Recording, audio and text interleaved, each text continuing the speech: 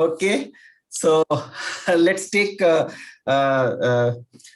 So let's proceed further. So a very good afternoon to one and all present here. It's indeed a matter of a great honor and privilege for me to welcome all the distinguished speaker and panelists for this CLC ICC India webinar on arbitration. And this is the second edition. We already had first edition in the year 2019, and that was, of course, on-campus workshop. So this time we also have the privilege, because of the technology, we have more speaker, and the topic is also something which is a very pertinent topic from the point of view of the audience, also from the point of view of our students also, because they have a component of ADR, and as a part of that paper they have 2 draft arbitration clause which is evaluated also. So thank you very much all the panelists, and I welcome you on behalf of Campus Law Center. And without taking further time, to inaugurate the session, we have Mr. Imran Khan, who is the Executive Director of ICC India, and Professor Raman Mittal, who is the Professor in charge, Campus Law Center, was supposed to join, but because of some urgent meeting in the university, he could not join us today. So Mr. Imran Khan, before I invite him, a brief introduction I would just like to put forth before all of you. Mr. Khan is the Executive Director, and his extensive work experience span over private sector, academia, non-profit sectors, and his area of work extend a wide spectrum, which includes policy advocacy, business advisory, geopolitics, research and analysis, strategic management, international law, and international relation. He holds dual bachelor degree in commerce and law, and is a postgraduate in financial management from Jamnalal Bajaj Institute of Management Studies. He has his MPhil in IR and politics from University of Cambridge, and is also a member of the Corbett Center for Maritime Policy Studies at King's College London. Till recently, he was a research fellow at the University of Cambridge. In his current role as the Executive Director of ICC India, he has successfully presented the case to India's Commerce and Industry Minister and his colleagues for continued extension of the WTO moratorium on imposing custom duties on the electronic transformation. He also initiated and lead the Indian response to the disruption in the trade finance market due to the COVID-19 pandemic, and contributed to the ICC's guidance papers to the market and a memo to the government and regulators to this effect. He also serves as the principal advisor for the ICC Asia Pacific Region Group, and also a member of the several business forums. I welcome you, Imran, and over to you for your inaugural address. Thank you so much, Dr. Rohit, and you know, when somebody from one of the organizing committee asked me for my bio, you know, I just wrote that bio and I kind of clubbed it. So it was like, okay, I just wrote it. So thank you very much for that kind introduction. I mean, it's written by me only, but anyway, thank you so much. It's we must try to keep the students engaged in slightly. I believe not entirely a very formal setting, which we should, but we should also keep as an experience. And Ajay is there with me, and I'm sure he'll corroborate this. That there is definitely a need to find ways to interact and keep the attention span slightly longer than what it is in such a setting. Okay, so Professor Raman Mittal, I believe he's not here, but nevertheless, Professor in charge, Campus Law Center, University of Delhi.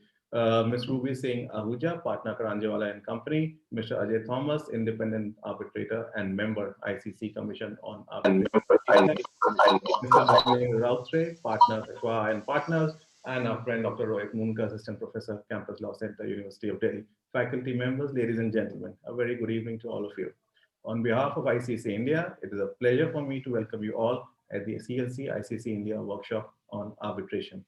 This workshop, themed Drafting Effective Arbitration Clauses, is the second edition in a series of capacity building initiatives that are being jointly organized by ICC India and CLC. Unlike the first edition, this time the circumstances warrant us that we meet virtually. But nonetheless, we are delighted that we are able to conduct this workshop for students and faculty alike. In fact, taking advantage of technology, this year we are also able to stream the workshop live via Facebook, and thus reaching out to yet wider audience interested in the subject of arbitration. I'm sure we would all agree that for the development of international commerce, arbitration is an indispensable tool, because parties to international contracts need a neutral forum to resolve their differences. A forum which is flexible, free of intricacies of court litigation, and best suited for a time and cost-efficient resolution of dispute. It is therefore no surprise that arbitration has experienced such remarkable growth in recent years. Much of this growth has taken place in Asia, particularly in India and China, which have reported significant increase in the number of cases being referred for arbitration. In fact, an analysis of ICC data reveals that India is one of the top countries from where the parties originate. The idea behind organizing these events is to bring clarity regarding the arbitration process and encourage and sharing of ideas to make institutional arbitration a better fit for Indian scenario. It is also in line with our objective to promote ICC arbitration in India, which has continued to grow over the last several years. Now, a couple of quick points on the workshop's theme. One, arbitration is a consensual process. The consent of parties to refer disputes to arbitration is contained in an arbitration agreement, and the most common type of agreement which contains such consent of parties is the arbitration clause. A clear and unambiguous arbitration agreement is a sine qua non to the success of an arbitration. It's important, is great because it is the source of arbitral tribunal's authority, sets the framework for the arbitration proceeding, and also ensures the hassle-free enforcement of the award. Number three, despite its great importance, the arbitration clause has also earned a bit of notoriety and has suffered the ignominy of being referred to as the 11th hour clause or the midnight clause on account of these clauses being badly drafted, agreed to at the 11th hour, and quite blindly cut, copy pasted from an earlier agreement. Hence, we have this workshop today.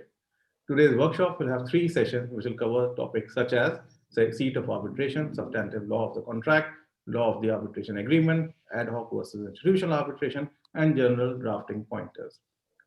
While I will leave it to the subject experts to speak about this, I would like to say a few words about ICC India.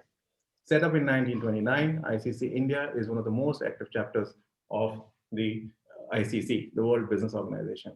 In its fold, we have a large membership of corporate, chambers of commerce, trade and industry association, financial institutions, and leading law firms. I'm also happy to share that from over 50 countries, ICC India has emerged on top in the ICC's Dispute Resolution Development Program for 3 years in a row now.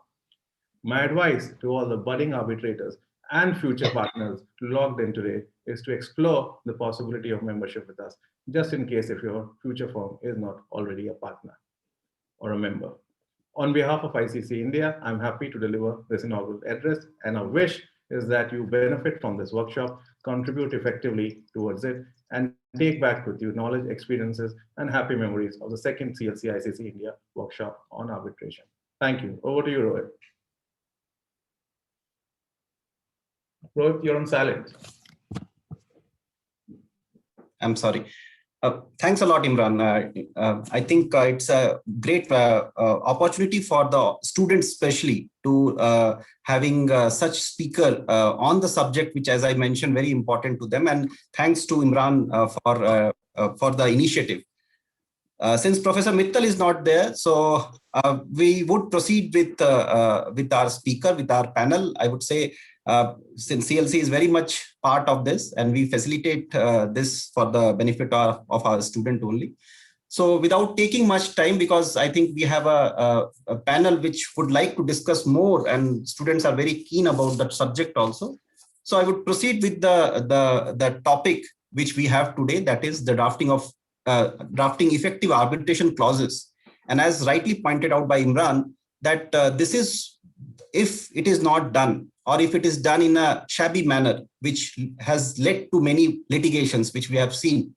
So for this, to discuss this and the various subtopics which would be discussed, we have Mr. Dharmendra Rautre, who is the partner in Kushwaha and Partners. Mr. Rautre, he completed his LLM in 1996 from the London School of Economics. And after that, he was called to the English and Welsh Bar in 2001. He's a member of the Lincoln's Inn, and he's also a faculty member for the CLE program conducted by the New York City Bar. Mr. Rautre's area of practice are construction arbitration, litigation, contracts, business transaction, and international trade. He was an arguing counsel in the constitutional bench matter before the Supreme Court of India in Bharat Aluminium versus Kaizer Aluminium Balco case, which most of us have studied or we are studying as a part of the paper. He also successfully argued the landmark decision of the Supreme Court in 𝐂𝐲 Infrastructure Limited. Apart from that, he also argued in the choice of a querel law in Singapore seated arbitration in the SIAC rules, and also the Scott Limited matter related to the interpretation of Article 5.1e of New York Convention. Mr. Rautre has also authored 2 full-length books on arbitration published by Walter Kluwer, and is a prolific writer, has written in many leading international law journals. So I welcome you, Mr. Rautre. We also have Ms. Ruby Singh with us, another speaker for the day. And Ms. Ruby has started her career in 1993. She is currently the senior partner in Karanjawala and Company. Her area of interest is corporate litigation and, of course, arbitration and alternate dispute resolution. She has been part of many such high-profile litigation, including the recently resolved the insolvency dispute between SRS Steel Limited versus ArcelorMittal. So I also welcome you, Ms. Ruby. We have the third speaker, and who is going to have who is also the moderator for the session, Mr. Ajay Thomas. Ajay is an independent arbitrator. He's based in New Delhi only. He is a member of the ICC Commission on Arbitration and ADR, and is the immediate past chairperson of the ICC India Arbitration Group. He's also a national correspondent for India to Unicentral's cloud system. Ajay had the unique privilege of working with 3 of the world's leading arbitration institutions, such as LCIA, SIAC, and Singapore Chamber of Maritime Arbitration.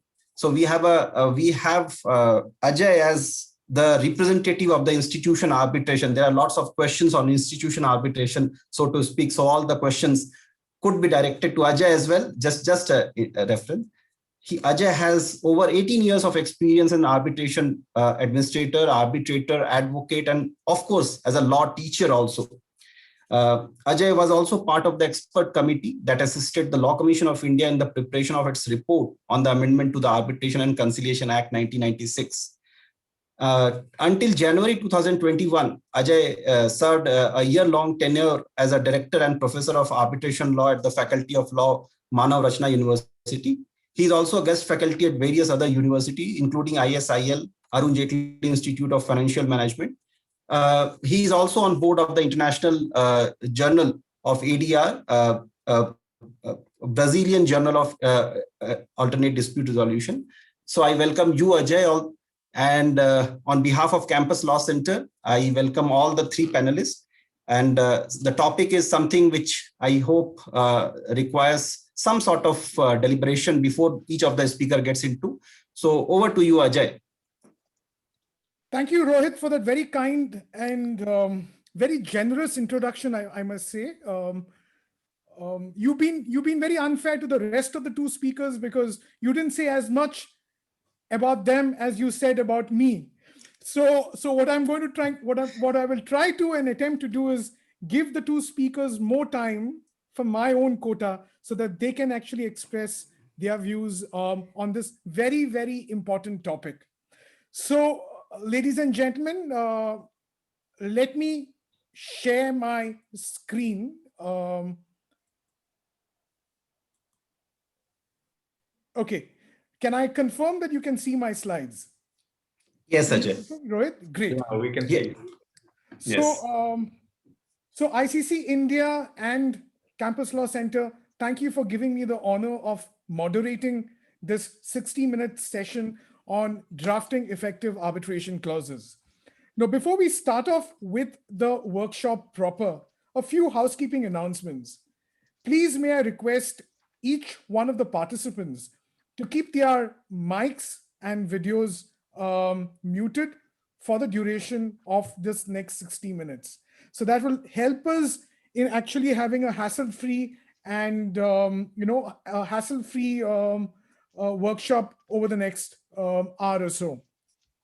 So what we're trying to do, what we will attempt to do here is to give you an insight into the basics of drafting an arbitration clause, And we're going to do it slightly differently here, ladies and gentlemen. It's not just going to be a presentation by 3 speakers talking about drafting pointers. This is going to be a little more substantive. What we intend doing is to actually give you an insight into certain substantive aspects of arbitration through the prism of an arbitration clause. And that is going to be our attempt. So it's not going to be just an attempt at giving you what goes into a clause, but we'll be going way beyond all of that.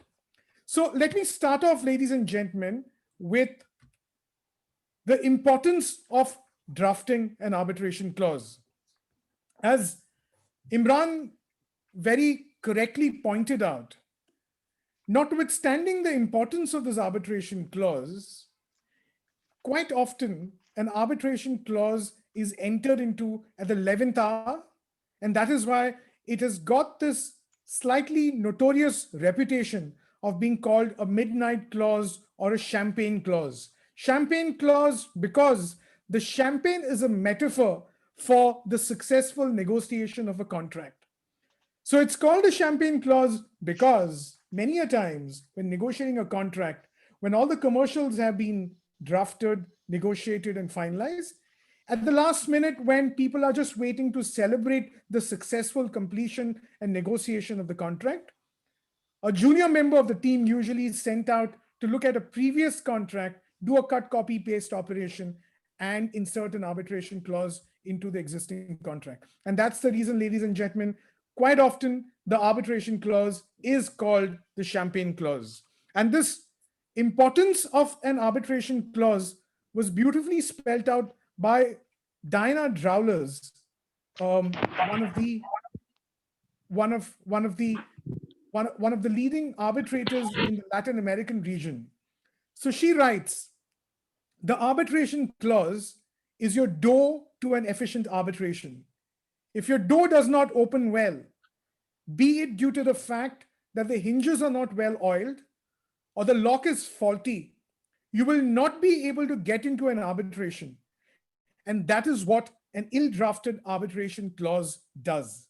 So ladies and gentlemen, I need not say anything more about the importance of an arbitration clause because it is effectively your doorway into an effective and efficient process that we call arbitration.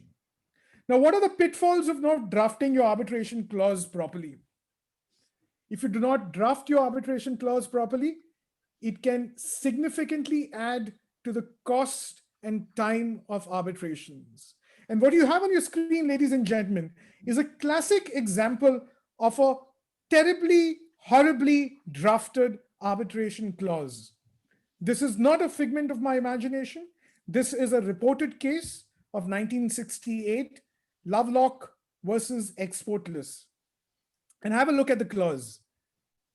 Any dispute should be referred to arbitration in London, and that any other dispute should be referred to arbitration in Moscow. How do you give effect to such a clause? How do you decipher which part of the dispute is any dispute and which part is any other dispute? And look at what the judge who decided this case, Lord Denning, Master of Rolls, had to say. I'm forced to the conclusion that the clause is uncertain, that the court cannot give effect to it. It is beyond the wit of man, or at any rate, beyond my wit, to say which dispute comes within which part of the clause. So, ladies and gentlemen, this is a classic example of a clause you should attempt not to draft.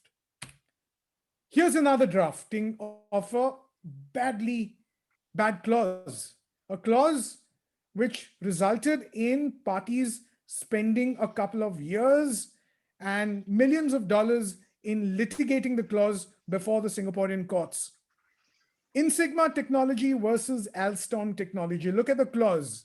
The clause says the arbitration shall be conducted at the Singapore International Arbitration Center in accordance with the following rules, and it makes a reference to the rules of the ICC.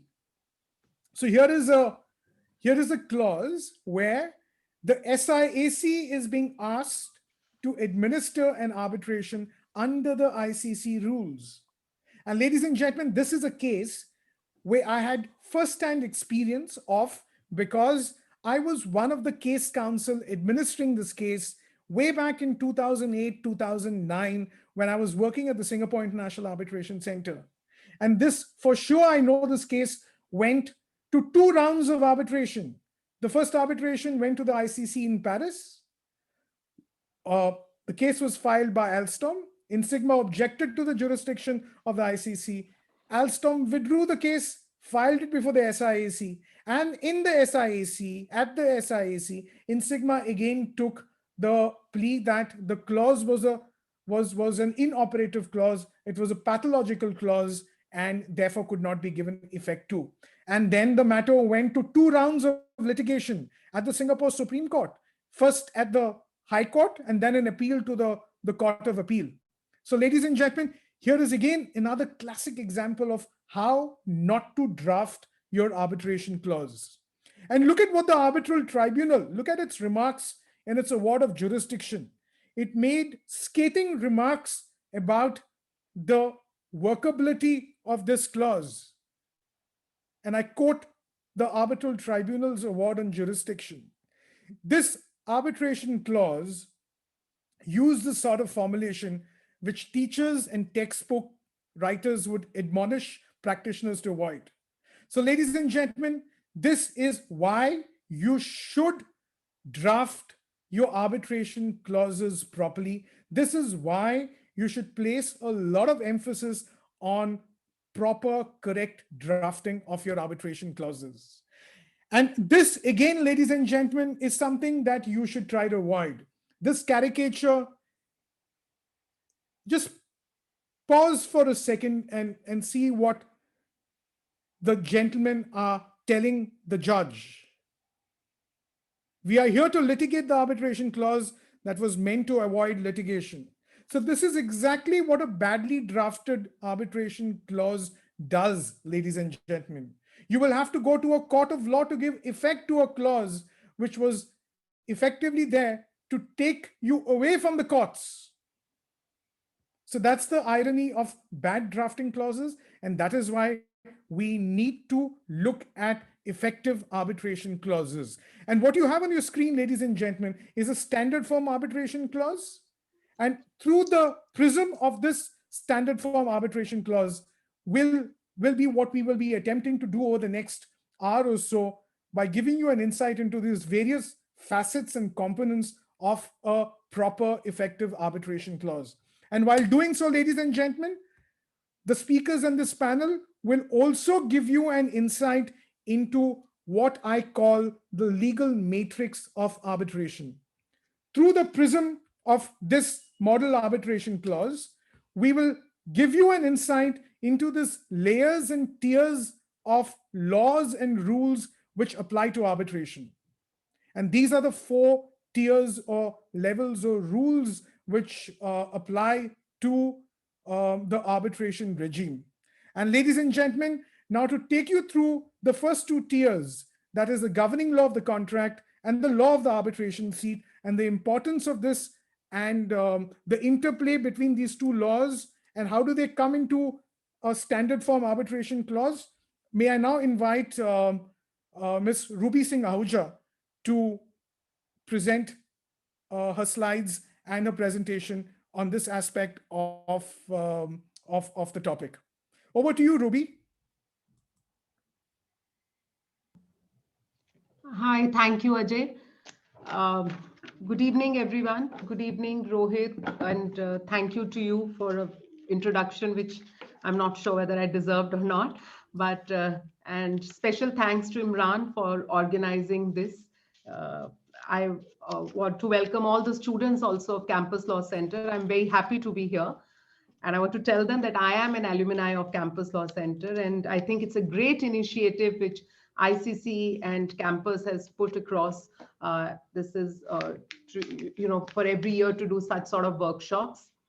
So now, without wasting much time, you all must be wondering that as to why do we need a workshop for a topic as simple as drafting of an arbitration clause. I think Ajay has given enough emphasis to it and given you examples where there are, I mean, I won't call them not anything more than a mistake. Don't want to use any, but these are mistakes which people do while drafting an arbitration clause. So before I go to my particular topic, which is the seat of arbitration and the law of the contract, I want to say one caveat to you. You saw some examples on the screen which showed as to under what way there has been mistakes done. You say that SEAC will be the one who will be conducting this arbitration in the rules of ICC. That's one way of looking at things. But my own suggestion and one caveat which I want to put forward before I begin any further. And this is, whether you draft an arbitration contract agreement or a simple contract. I heard Rohit saying that alternative dispute resolution is a part of the syllabus. It was not there when we were studying, but it's very good if it is. So I believe many of you will join law firms, will start your own practice, will be drafting contracts. You will see as you come to the profession that contracts or arbitration agreements are drafted by people whom we call non-lit lawyers, who do not do litigation. Either they are part of the non-litigation team, or they are either they are part of the non-litigation team, or they are doing practice, which is non-litigation practice, as we call it. The test, according to me, for after drafting any contract, which will not be drafted by a litigator, is this, that it should cross the gauge. It should, do the Agni Pariksha of the prism from the eyes of a litigator. What you will see that till the time the contract, according to me, is not surpassed through the eyes of a litigator, there is where sometimes the problems come. Because unlike a drafted writ or a drafted criminal revision or a drafted civil revision, whether it was correct or not, whether correct grounds were taken or not, exact statute was invoked or not, you will come to know maybe in 6 months, 1 year, 2 years, because your petition will be in court. Some judge will pass a judgment on it. And if it is a wrong draft, you will come to know about it. But what happens when you're doing a contract drafting or an arbitration agreement drafting? Ajay said these are champagne clauses. Yes, when you're drafting a contract, everything is very good. People are happy. Two shareholders want to come together and invest in a company. Relationship is very good. At that time, there is no test of the draft. Nobody is testing how good or bad that draft is. The test happens when things go sour between those two shareholders who have celebrated that investment over a champagne or a dinner. After 4 years, you realize that, oh my God, and so many times people come, and they show you the clause or they show you the contract and you say, but that's not what it means. They say, no, but that was the intent. So the intent must come to paper. If intent is not on paper, then that is a difficulty you will face. Then when you go to court, the problem arises. You will never be able to. You will be put in a position to prove what was the intent because the clause is not reading. So I think that caveat everybody must remember. So now, without wasting any time, I will go to my exact topic, which is seat versus venue. Now, if you ask a common man, he'll say, what is a great difficulty? Seat is seat and venue is venue. I mean, if you can't understand, please pick up Oxford Dictionary and you will know. But believe you me, this whole topic of seat versus venue has given rise to various judgments of the Supreme Court. It has been a great topic for discussion. Various seminars, various papers have been written on it. And I don't know whether today also India can say that we have settled this issue for all times to come. So this is where we are. I will just explain you why seat versus venue and what is seat, what is venue under the arbitration agreement by some slides which I and my colleague Utkarsh Maurya has put together. So what happens when you go for an arbitration? Two parties, there is one party. I'll just first take India example. One is sitting in Bombay, one is sitting in Ludhiana, and they are entering into an arbitration agreement. So at that time, you decide that where will the arbitration happen? Where will the parties sit? People think where will the arbitration happen means where will the parties sit and arbitrate? Where will the arbitrator be? That is venue. That is the place. That is why venue. Now, where is the seat? Seat is akin to the jurisdiction. What do you mean by jurisdiction is the question which you may ask. Any court, if the cause of action, if somebody has breached a contract in Delhi, then Delhi court has jurisdiction. That is the seat. Delhi is the seat to adjudicate upon that dispute if there was no arbitration. So using that example, if I straight away tell you that our Arbitration Act also uses the word court, it defines what the court is.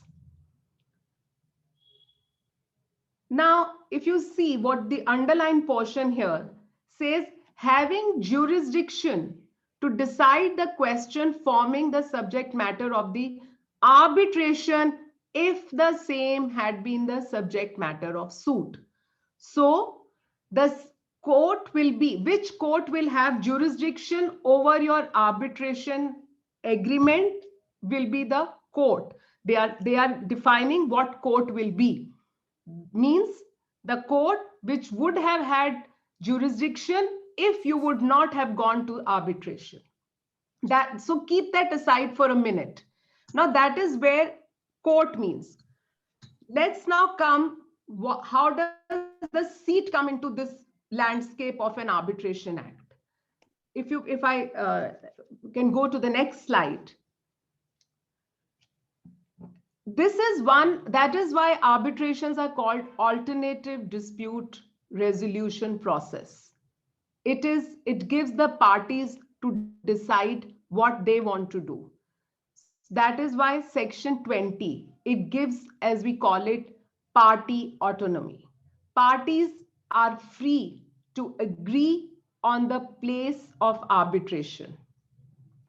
Failing any agreement referred to in subsection 1, the place of arbitration can be determined by the arbitral tribunal having regard to the circumstances of the case convenient to the parties. So the seat will come here now, the place of arbitration, where the arbitration is going to take place. Why it is so important, you will learn soon. Can we go to the next slide, please? This is where the third section, which you must remember, form and contents of the arbitral award. Arbitral award shall state its date and place of arbitration.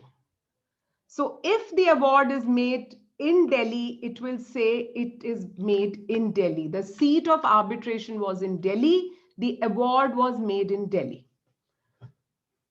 This is one part of the agreement, which is the seat of arbitration. Because why seat and why not venue?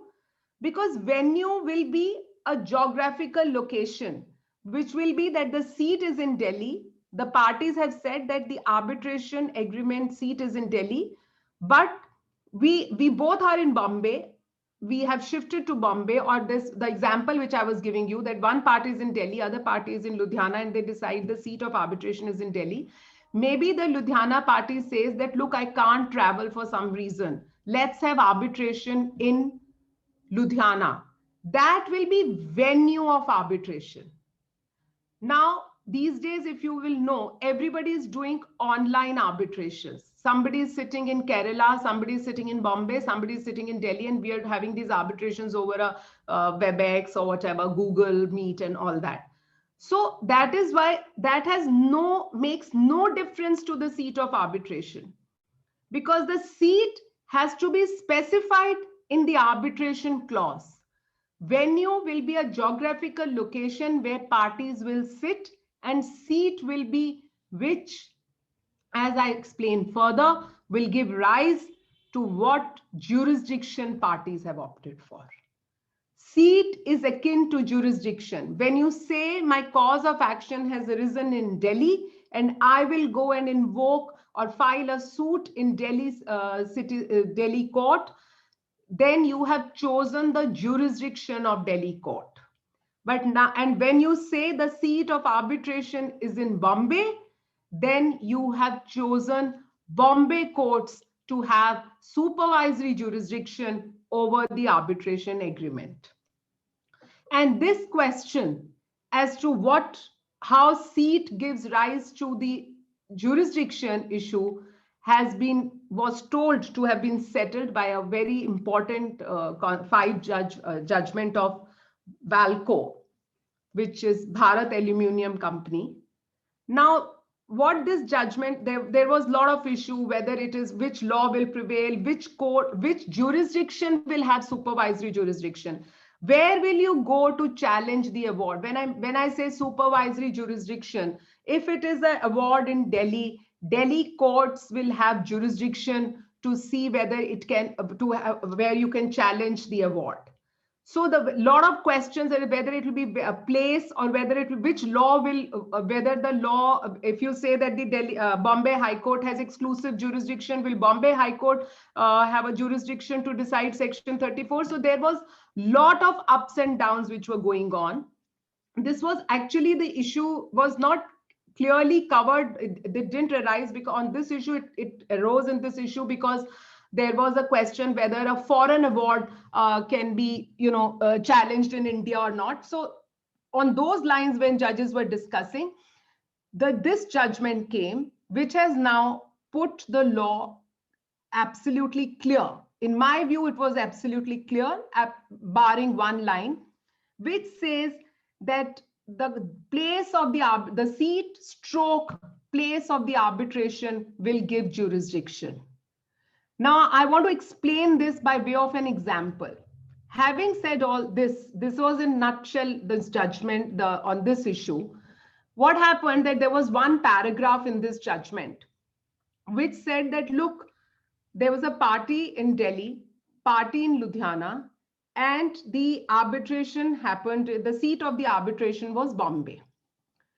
In one paragraph, they said that, yes, seat of the arbitration will give a rise to the jurisdiction of Bombay High Court or Bombay courts, but if the cause of action has arisen in Delhi or Haryana or Ludhiana, those courts will also have concurrent jurisdiction.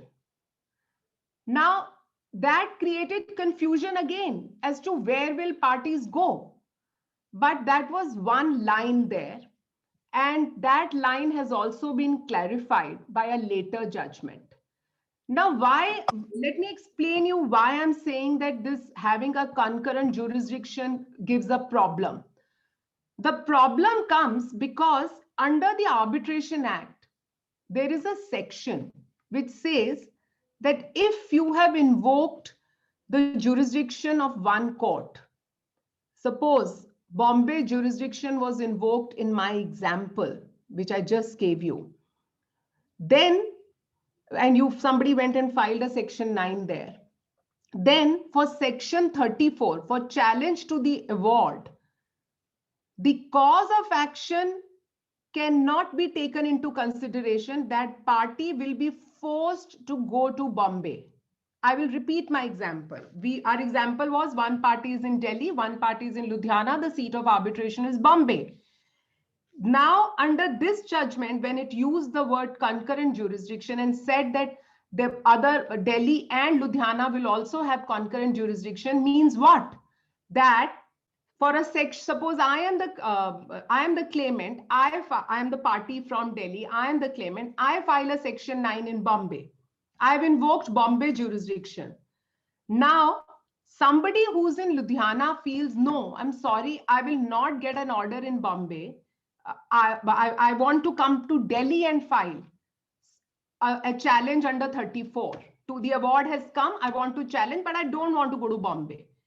Now, in my example, seat was Bombay, jurisdiction was Bombay, Section 9 was filed in Bombay.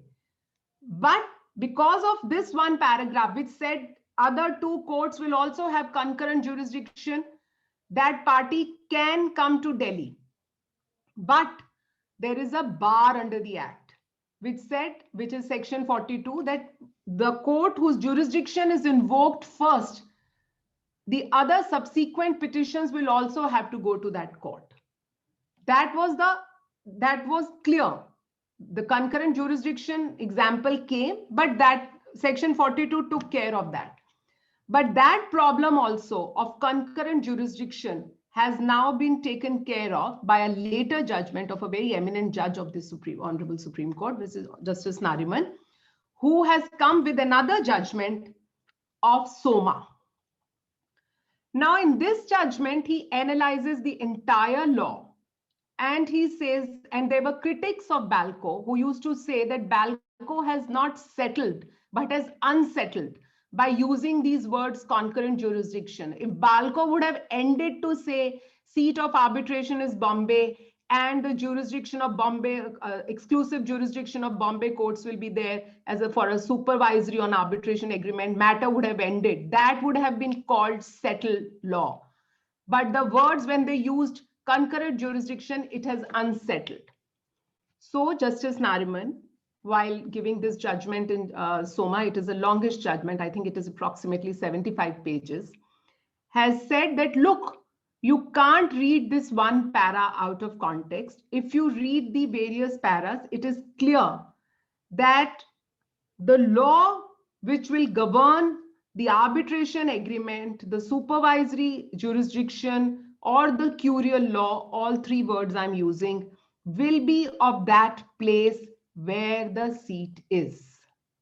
So the seat of arbitration, that is why I started in the beginning and I'm building it up to make you explain, to tell you that why seat of arbitration becomes important.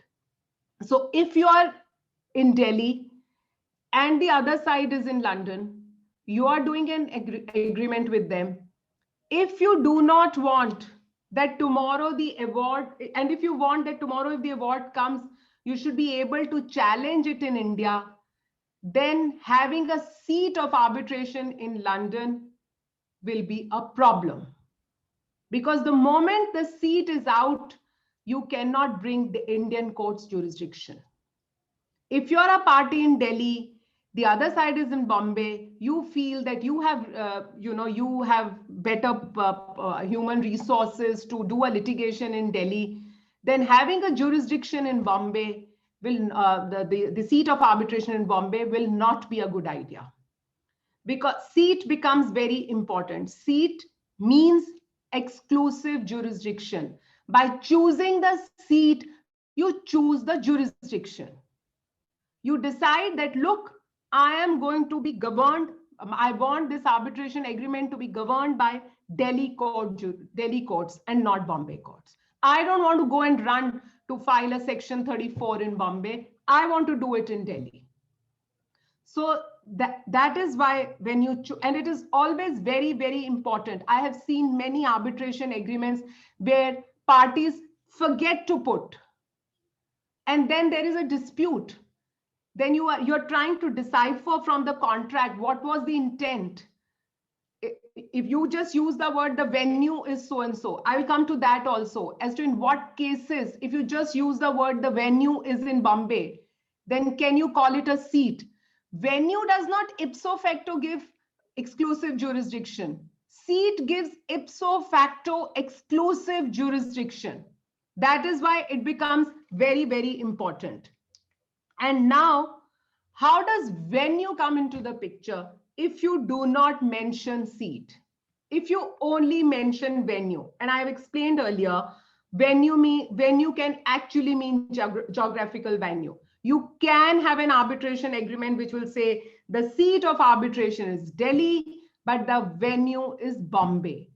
Venue will mean only that parties will go there, sit there, arbitration will happen, but for the jurisdiction will come only from the seat. It cannot come from the venue till the time you raise the level of venue to the level of seat.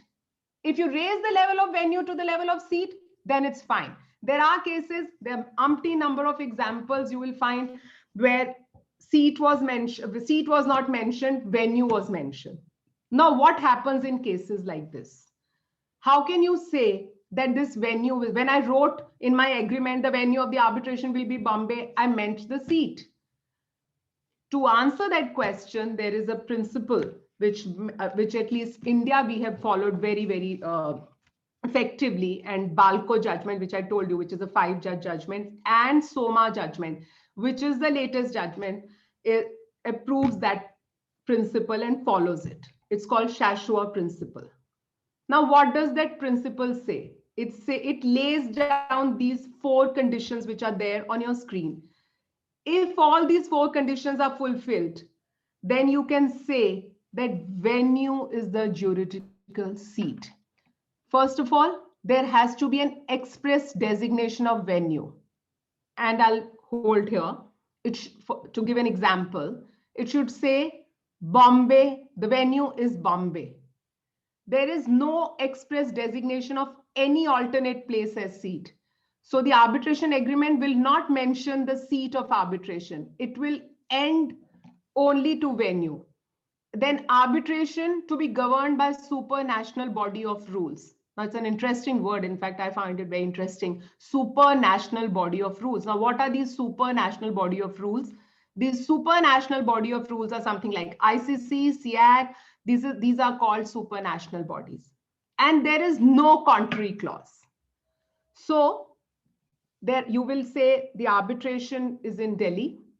The venue is in Delhi. You will not specify the seat. It will be governed by ICC, LCI, SIAC, anything. And nothing should say in that clause that the seat is not Bombay. If you can prove all that, if your agreement can read all this, though according to me it is not the ideal form of drafting, which I maintain, it's a very complicated, if there is no need to go through this route and to make life difficult.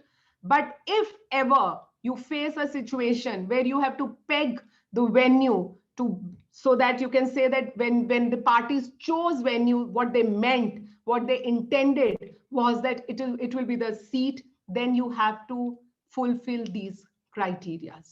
And in this case, if I'm not wrong, what happened was that parties said that they will be governed by ICC Paris, and then they chose London to be the venue. And thirdly, the governing law of the contract, though, was India. But it was said that the supervising law for that, or the juridical seat, or the curial law will be of London, because the court said that English courts will have jurisdiction because the seat was in England, in London. There, they interpreted venue to mean seat here. So if you can complete and comply with this, only then. But as I say, there is no need to go through this route. It's absolutely unnecessary. There are simpler ways of drafting, and it's better to keep life simple. So, well, now, as I told you, SOMA had pretty much settled everything. But after 𝐸𝐾𝐫 and between SOMA came a judgment of Hardy, as we call it. I have not put it on the screen because I didn't want to bore you with too many judgments. There again, this issue of whole concurrent jurisdiction came. And this is called Mankastu judgment, where Justice Bhanumati had, though, followed 𝐸𝐾𝐫 and SOMA, according to me. But she does make a reference. There is a sentence here that while giving the decision of SOMA, Justice Nariman had said that Hardy is not good law. Why Hardy is not good law? Because it doesn't follow Shashua Principle, which has been endorsed in 𝐸𝐾𝐫. Now, it's not important for drafting. It is just for completion. I'm telling you that there is one line here which Justice Bhanumati said that maybe SOMA could not have stated that Hardy is not good law, because Hardy is also a 3-member bench and SOMA is also a 3-member bench. That's a very highly technical point, according to me. It doesn't affect today's topic of drafting. But again, coming back, the last judgment is Mankastu, which says that, which follows now, and said that there also the question was that whether when you say the seat of arbitration is Kuala Lumpur, then what happens? The seat of arbitration, it's very interesting case. The seat of arbitration is in Kuala Lumpur. You are in Delhi. Other side is not appointing an arbitrator. Now, an ideal situation and maybe a less, a more economical thing would be for you, for the party who's in Delhi, to file a Section 11 and get an arbitrator appointed. There is a provision under our Act where if the other side does not agree for the appointment of arbitrator, then the party who wants to invoke arbitration can go to court and ask for an appointment of the arbitrator. Though procedure has to be followed, notice has to be given, you have to wait. But that is on the appointment of arbitrator. But what happens now, it's very interesting. So coming back to your seat questions, to the seat topic on which we were, when you say that Kuala Lumpur is the seat of arbitration, then what do you do? Now, the moment it is Kuala Lumpur, Indian courts have no jurisdiction. So you have yourself, so sitting in Delhi, somebody not realizing, sitting in Delhi has ousted Indian courts jurisdiction and cannot maintain an application for appointment of arbitrator in Supreme Court. So when you step, so just to be, little casual here, it's when you choose the seat, please, nobody should choose it that maybe I like going to Kuala Lumpur more or my brother stays there. When you choose that, you realize you're going to step out of the jurisdiction of Indian courts. Because when you will be practicing and when you will be sitting across the table and negotiations will happen, it's what I have experienced is that sometimes having arbitrations outside India for a party who's based in India becomes very expensive. And that time also, so it's so as Ajay said that, sometime a junior member of the team is drafting an arbitration agreement. That may be true, but the term of the agreement must be settled in negotiation also. Because if you're going to say, okay, fine, you put seat anywhere, it doesn't matter. It does matter because you are otherwise ousting the jurisdiction of one country completely. So that is why seat becomes important. Now, the other question is, now this is as far as the curial law is concerned, the law which will govern this arbitration agreement. You will not be able to file a 34. You will not be able to go to Indian court for appointment of an arbitrator. If it is, if I gave you the example of Shashua, where the venue was London, the court said that only English courts will have jurisdiction. Indian court will not have jurisdiction. And that is what SOMA also says.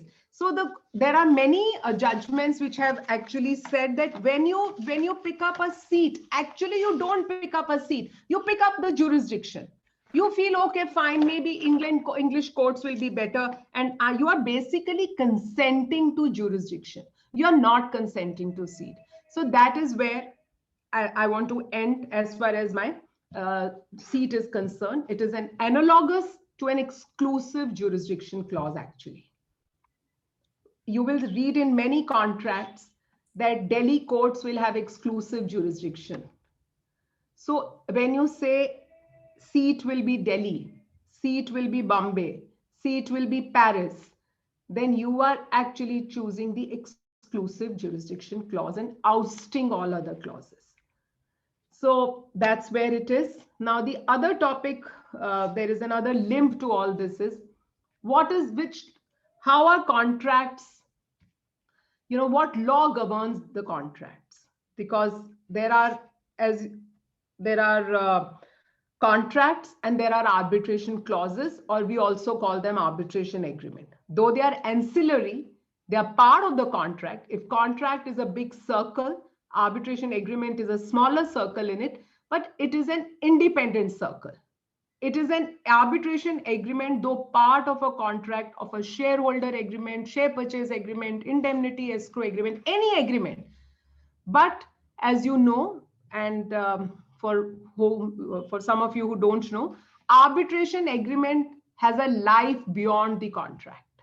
And I'll give you once, I'll just go to the other route and give you one example. Now, for example, a share purchase agreement. Now, what is a share purchase agreement? Share purchase agreement is you wanted to sell 100 shares, somebody's invested to buy them, you buy, the agreement is done and dusted.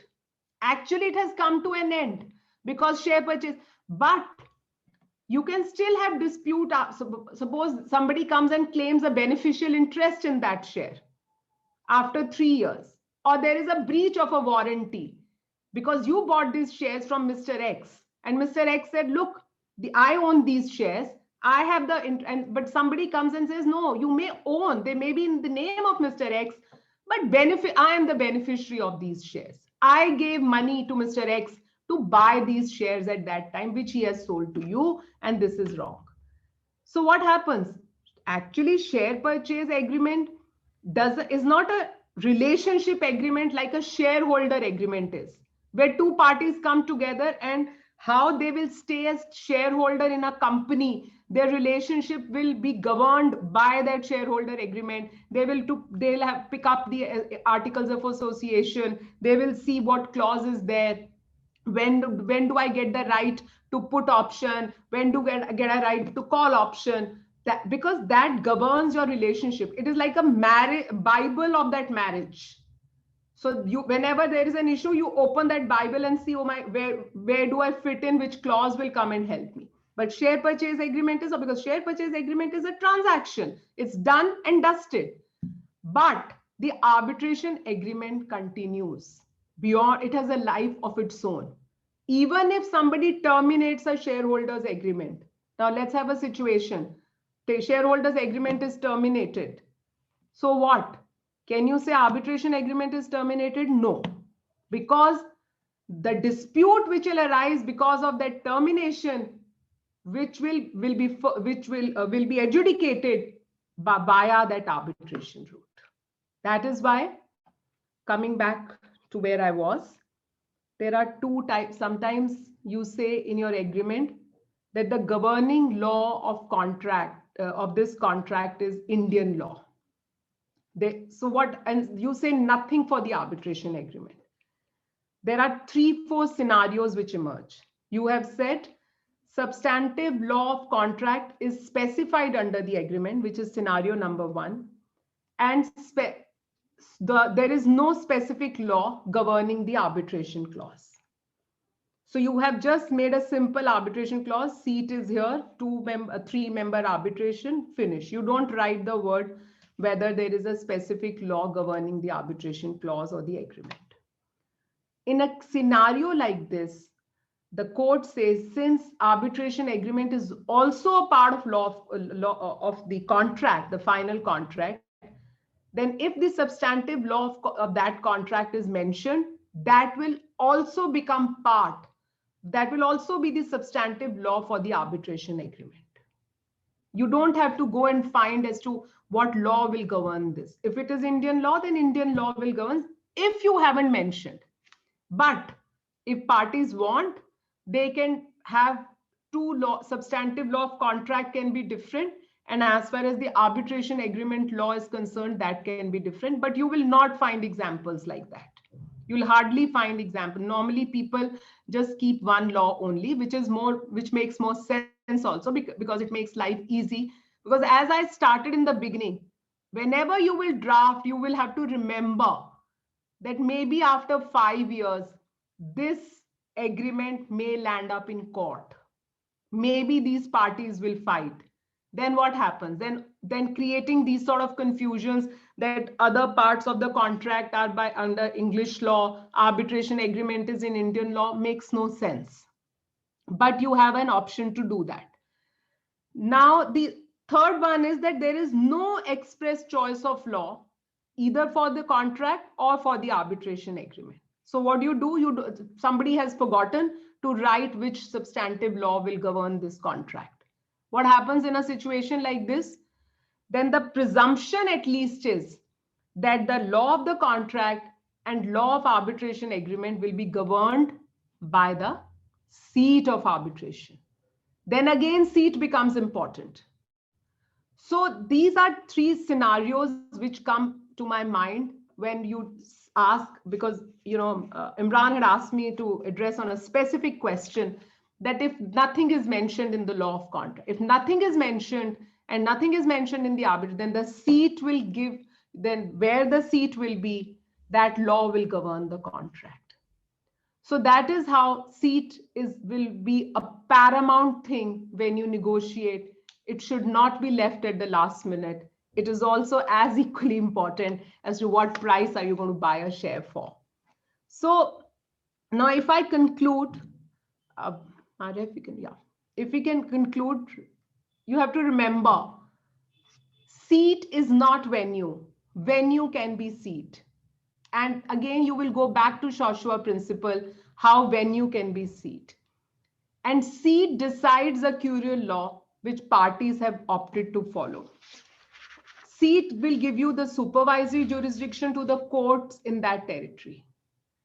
And express designation of venue and no express designation of any alternative place as the seat, and no other significant contrary clause, in those conditions venue can be considered as seat. So if you remember these 4 things, then in my last slide, maybe I think it's the last slide, next one, will tell you what will be a model clause. You must mention seat of arbitration. And if you do not want the seat to be the venue, then no harm in stating that. It's always clear, simpler. You can say the seat of arbitration is Delhi, the venue of arbitration is Gurgaon. So say that, so that it's clear that there's no confusion ever that what was venue was. Though I have explained you that law has developed quite a lot, and it now, I feel, my own view is SOMA is very clear. Now, unless somebody refers SOMA also, or again some reference saying that BALCO has still left some confusion, to avoid any such scenario, another 10 years, you never know how law will develop. As of now, please mention venue differently. Please venue seat different. Please mention seat differently. And also mention the governing law of the contract. It's always simpler. The parties know under what law they are being governed. Because I'll tell you why it becomes important. How we calculate damages and how Western part calculate will quantify damages is sometimes different. So it's always important that you specify which law will govern the contract. And if you want to have a different law governing arbitration, then it must be stated. Last, intention. Please do not leave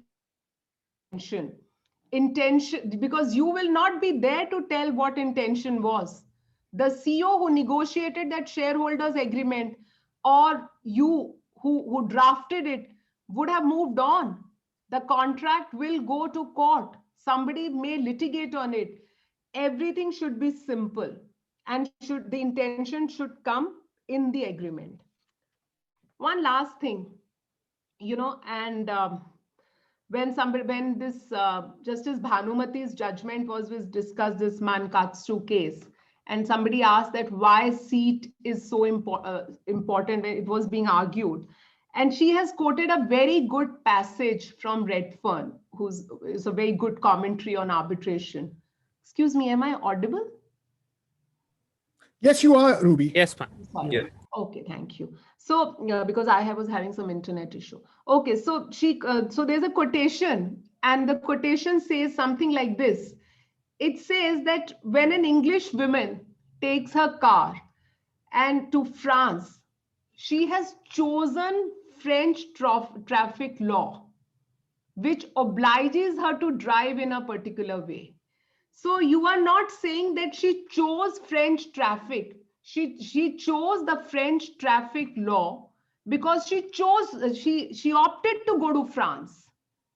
So that is what it is. It is not a holiday. You are not going to opt because you feel London will be a more pleasant city and it will be better weather to do arbitration. You are going to give away many things. You are going to oust Indian court jurisdictions. So that is where I think you must keep in mind while you draft. And any clause which you draft, if you have to read it 4 times to understand what was the intent, then it is a wrong draft.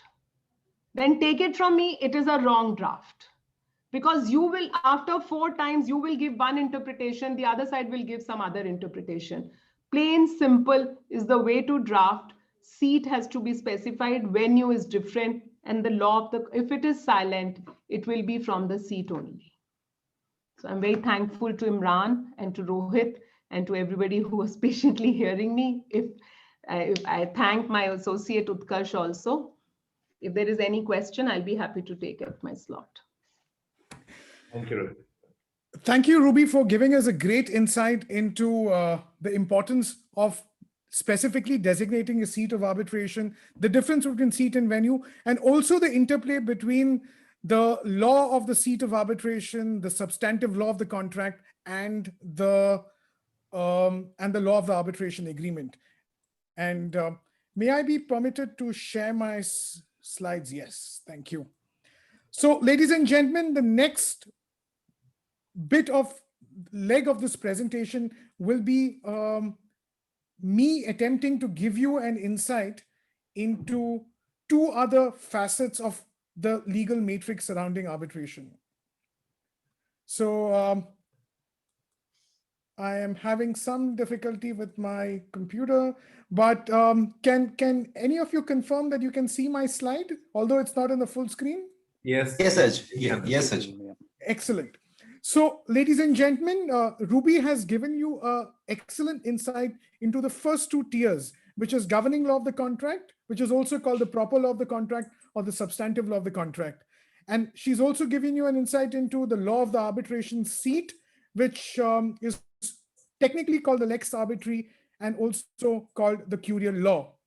She's also given you a very brief insight into the importance of the law of the arbitration agreement and the difference between the governing law of the contract and the law of the arbitration agreement. So I, in probably the next 10 minutes, will very quickly endeavor to give you an insight into the importance of the law of the arbitration agreement, the significance of making a choice of the law of arbitration agreement, what areas of the arbitration procedure will be governed by the law of the arbitration agreement, and also a very quick insight into what would be the procedural rules of an arbitration. We must remember that procedural rules are different from the procedural law of the arbitration. Procedural law of the arbitration, to a large extent, would be the law of the arbitration seat. So that these are 2 aspects which I'll very quickly give you an insight into. Now, coming to the model arbitration clause that I showed you earlier. Now, the 2 aspects of this model arbitration clause discussed by Ruby were, she talked about the seat or legal place of arbitration. So when you're defining the seat or legal place of arbitration in an arbitration clause, all you need to look at is the 3rd bullet point on your screen. It's just a 1 short liner that you need to have in your arbitration clause. All you need to say is the seat or the legal place of arbitration shall be, then you can make a choice of a city or a country. That's all you need to do to expressly make a choice of a seat of arbitration. And as Ruby said, once you explicitly and unambiguously mention this in your contract, then there is no reason for you to go to court, or there's no reason for anybody to suspect that or give this simple unambiguous clause a different meaning.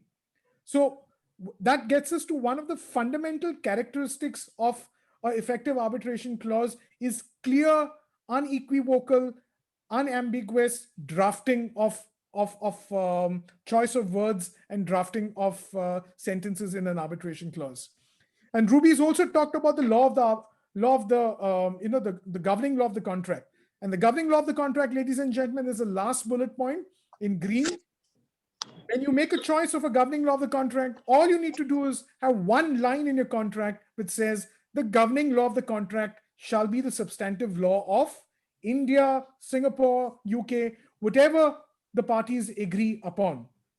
So that is, those are the drafting, the drafting sentences with respect to the areas of the law covered by Ruby. And now let me quickly give you an insight, ladies and gentlemen, into the law of the arbitration agreement. Now, the law of the arbitration agreement, I'd like to start off by quoting Professor Gary Bourne, the present president of the SIAC Court of Arbitration. In his book, International Commercial Arbitration, he says, this topic that is relating to the law of the arbitration agreement has given rise to extensive commentary and also equally extensive confusion. So what is this law of the arbitration agreement? What is the significance of the law of the arbitration agreement? So let me start off with the arbitration agreement. What is an arbitration agreement? Ruby has already touched upon this. She's also talked about the importance of the law of the arbitration agreement and how it is different from the contract in which it resides. So if you're looking at an arbitration agreement, ladies and gentlemen, it can take two forms. It can be either an arbitration clause in a contract for reference of future disputes. This is how an arbitration clause looks like. Or, ladies and gentlemen, it can be a separate agreement. And a separate agreement can be a submission agreement with respect to current disputes. This is how it looks like. Or, ladies and gentlemen, the third form which an arbitration agreement can take is what is called incorporation into a contract by reference.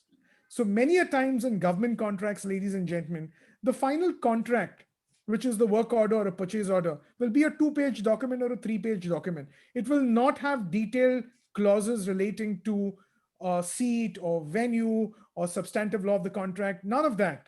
All of that will be contained in a separate document, which is usually called the General Conditions for Contract or the GCC. And the contract proper will have just one line which will say that this contract is subject to the general conditions of contract of CPWD. So just like the Central Public Works Department has a general conditions of contract contained in the 200 pages. Similarly, also have their own standard forms of contract. So this is the third avatar which an arbitration agreement can take, ladies and gentlemen. So I've given you examples of an arbitration agreement, the forms in which we can take. And then before I go to the arbitration law of the arbitration agreement, I'll come back and touch upon something which Ruby had stated earlier. Ruby had alluded to the fact that the arbitration agreement is such a special agreement that it has a separate and autonomous existence of its own. And this, ladies and gentlemen, is called the Doctrine of Autonomy or the Separability Doctrine, which was first expounded by the House of Lords in Hammonds versus Darwin way back in 1942. So all it very simply says is that the arbitration clause is such an important clause that it has a separate and autonomous and independent existence, which is independent of the wider contract in which it resides. So it means that even if the proper contract expires, the arbitration agreement will continue to exist for the purposes of dispute resolution. And that is why in this landmark case, Union of India versus McDonald's Douglas Corporation, the House of Lords said an arbitration agreement is a clause in a commercial contract, is an agreement inside an agreement.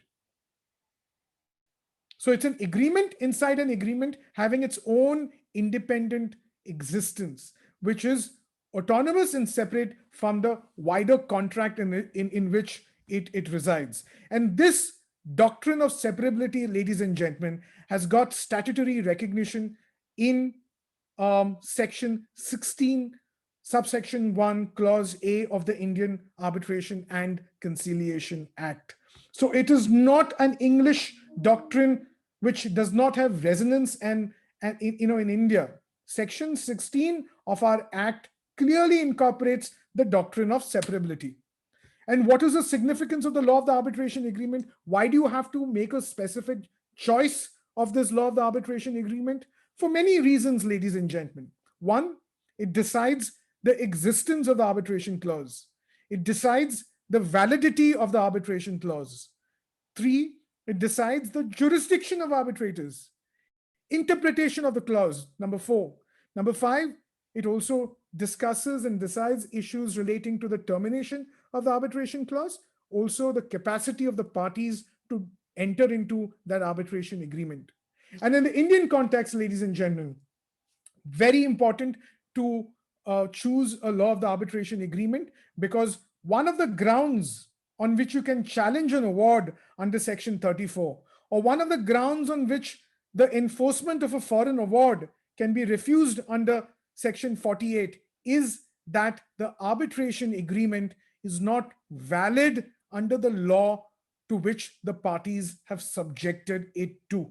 And therefore, ladies and gentlemen, having a one-liner in your contract making a reference to the law of the arbitration agreement is very, very important. So that's the golden rule number one. Expressly have a line in your contract which makes a reference to the law of the arbitration agreement. And ladies and gentlemen, for that, all you need to do is have one line in your contract, very simple one-liner, which says the law governing the arbitration agreement shall be the laws of, then you make a choice of India, UK, Singapore, Hong Kong, whatever you think the parties agree upon. So that is very, very important, ladies and gentlemen. So the golden rule number one is specifically incorporate your choice of an arbitration agreement into your contract. The second test, ladies and gentlemen, or the second rule is that how do you determine the law of the arbitration agreement, whether contract is silent or whether arbitration clause is silent?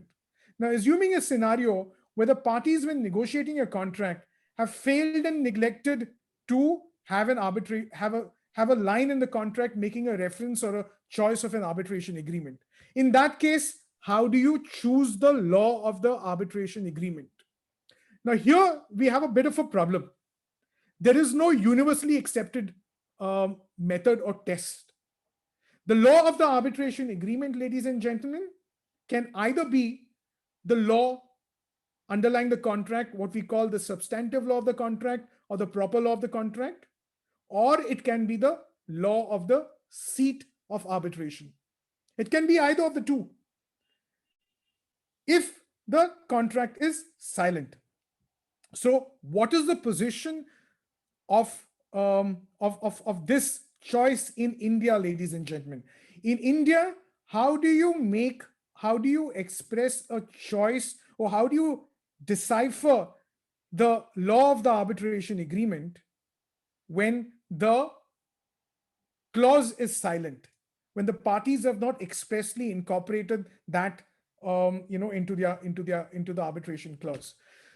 I don't have the time to deal with the English position, but I must let you know that the English position is laid down in this case called Sul America, which is an English Court of Appeal decision of 2012.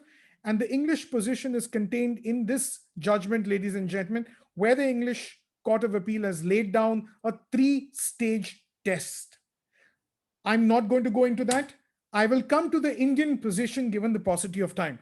The Indian position, ladies and gentlemen, is given in this 1990, give me a minute, is given in this 1992 case called NTPC versus Singh. Now, the law laid down in NTPC versus Singh, ladies and gentlemen, was also cited with approval in a later decision of the Supreme Court in Sumitomo versus ONGC, a 1998 Supreme Court case. So let us see, what does NTPC versus Singh say? NTPC versus Singh has laid down 3 rules to determine the law of the arbitration agreement in the absence of a specific choice made by the parties. Rule 1, in the absence of express choice of the law of the arbitration agreement, the choice of the proper law of the contract, that is the governing law of the contract, will also govern the arbitration clauses. Rule 2, however, now this is muddying the waters slightly. However, in exceptional circumstances, even if the proper law of the contract is chosen, such may not be the law of the arbitration agreement where the agreement or the clause is silent. And number 3, when neither the proper law of the contract nor the proper law of the arbitration agreement is chosen, it would be presumed that the law of the arbitration agreement would be the law of the seat of arbitration.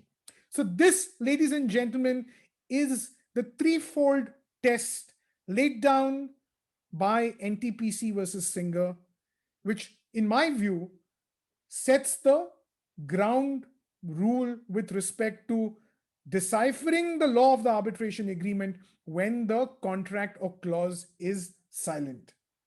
So that is the law of the arbitration agreement. Now, very quickly, ladies and gentlemen, before we go to our last speaker, I'll give you a brief insight into the importance of making a choice of the arbitration or the procedural rules of an arbitration.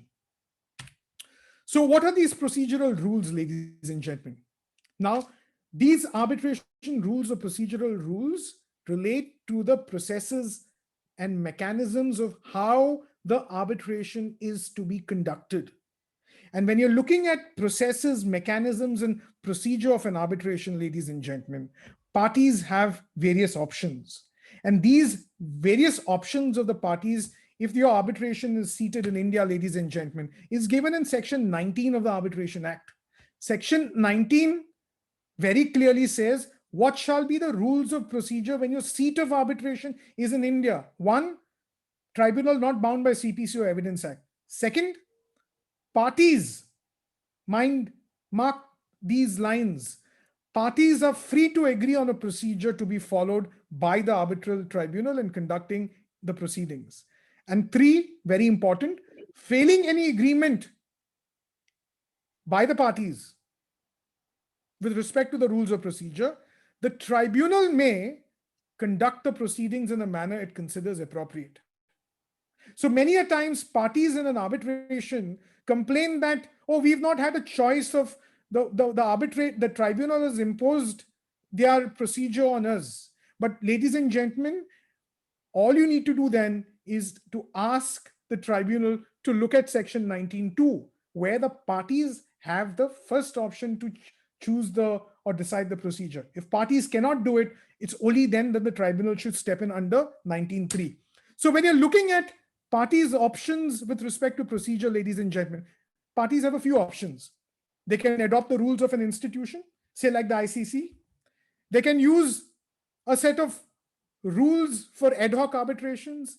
For example, Uncentral, the United Nations Commission on International Trade Law, has drafted and crafted a set of rules called the Uncentral Arbitration Rules, which are not a set of institutional rules, but with a set of ad hoc rules for the purposes of giving structure to an ad hoc arbitration.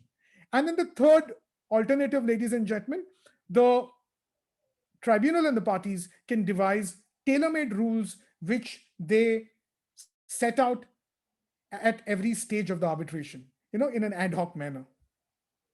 So this is with respect to the procedure of an arbitration. So talking about procedure now, ladies and gentlemen, we must remember all arbitrations are conducted in two modes.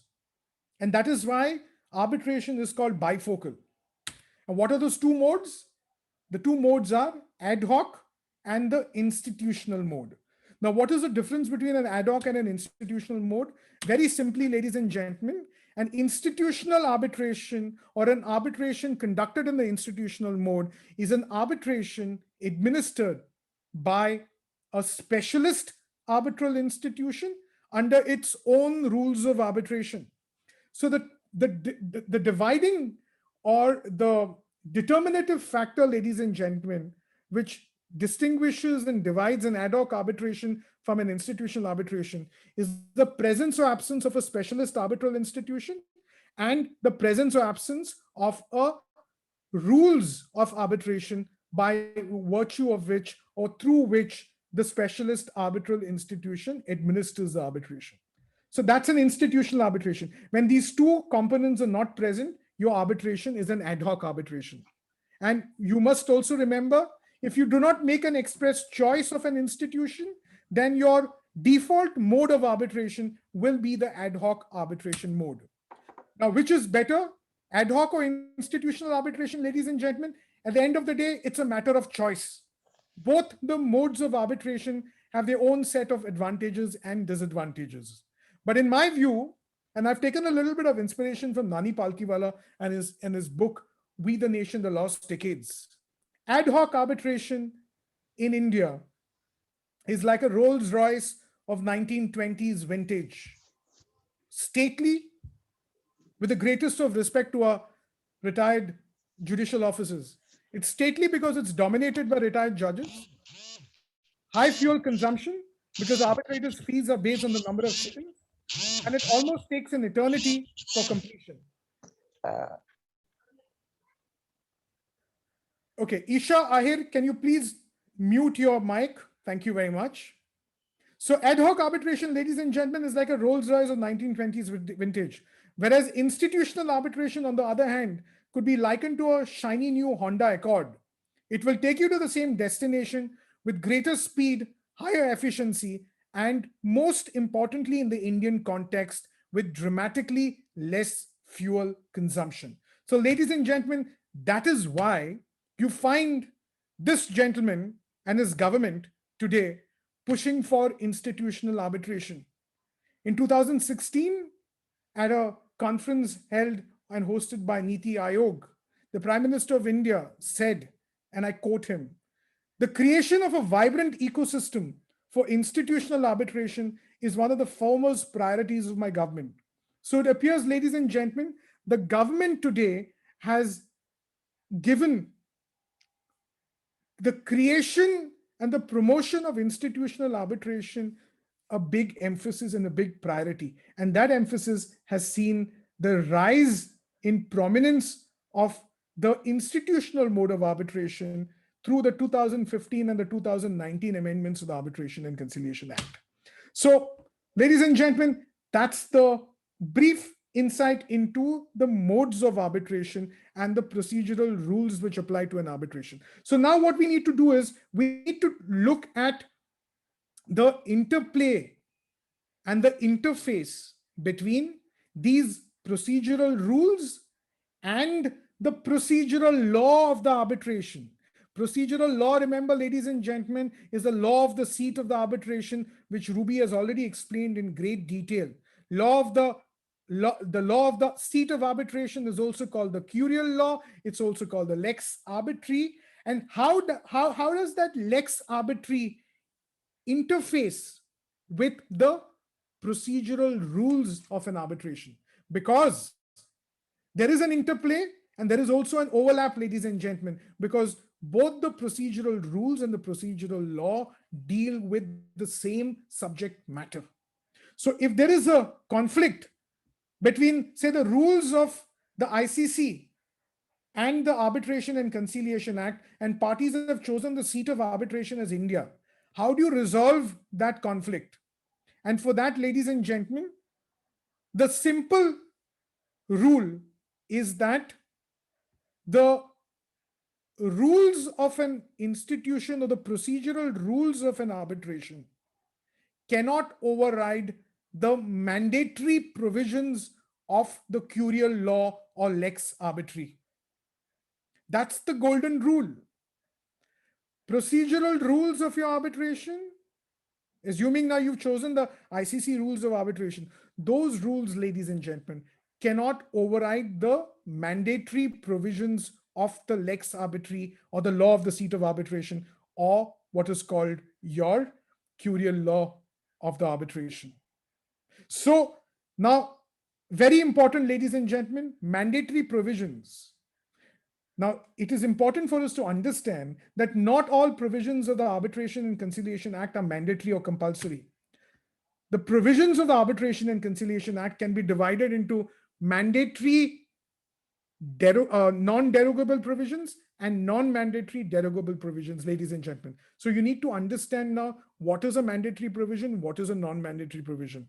Mandatory provisions of the Arbitration Act, ladies and gentlemen, are provisions of the Arbitration Act where parties cannot agree to a procedure contrary to what is mentioned in the Arbitration Act. So, for example, in India, and referring to the Indian Arbitration and Conciliation Act, Section 18 of the Arbitration Act, which talks about equal treatment of the parties, is a mandatory provision of the Arbitration Act. Parties by agreement cannot agree otherwise. At the same time, there are other non-mandatory provisions. For example, section 10, which talks about the number of arbitrators. It says that parties have the full freedom to choose the number of arbitrators. So the procedures, so remember that the procedures, mentioned in the Arbitration and Conciliation Act, they can either be mandatory or non-mandatory. Okay, the non-mandatory provisions of the Arbitration and Conciliation Act, you can decipher them, ladies and gentlemen, by the language used in the Act. If the provisions or the sections start with the words unless otherwise agreed by the parties are free to determine with the agreement of the parties, then you can be sure, ladies and gentlemen, that such a provision is a non-mandatory provision of the Arbitration and Conciliation Act, where the parties can agree otherwise. All right. So it is very, very important to understand this difference between mandatory provisions of the Arbitration Act and the non-mandatory provisions.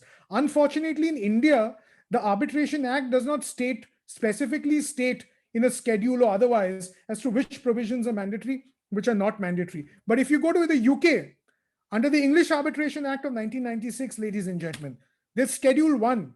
Schedule 1 says that all these various sections listed out here are mandatory provisions. So if I were to be ever made the Law Minister of India, ladies and gentlemen, I would introduce an amendment to the Arbitration Act where we probably have Schedule 9 and we have a schedule like they have in the UK, where you have all the mandatory provisions listed out clearly for the sake of greater clarity to the law.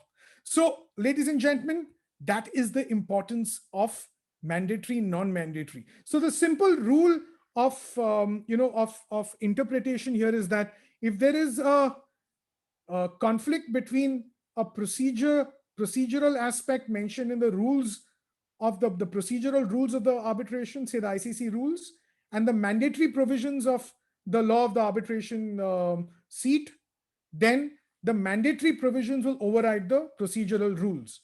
But if there is a difference between, and there is a conflict between the non-mandatory provisions of the curial law or the lex arbitri and the procedural rules, then the procedural rules of the arbitration or the procedure agreed to by the parties will override the non-mandatory provisions of the curial law.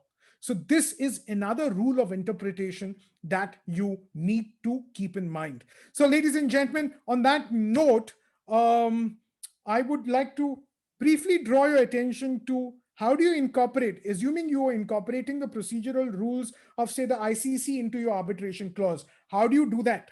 Again, all you need to do is have a couple of sentences in your clause. What you have on your screen is how you would incorporate the ICC rules, for example, into your arbitration clause. So let me read it out to you. Any dispute arising out of or in connection with this contract, including any question regarding its existence, validity, or termination, shall be referred to and finally resolved by arbitration under the, choose the rules, ICC rules, which rules are deemed to be incorporated by reference into this clause. So this is how you would draft and incorporate the procedural rules of an institution, ladies and gentlemen, into your arbitration clause.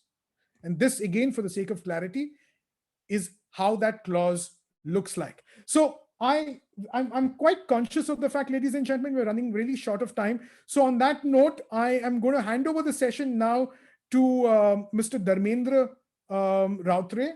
Dharmendra is somebody who's had extensive experience acting as counsel in a lot of international commercial arbitrations, especially representing international parties in arbitrations, India-seated arbitrations, and also a lot of infrastructure arbitrations. So Dharmendra is going to give us an insight into general drafting pointers with respect to arbitration clauses. Over to you, Dharmendra.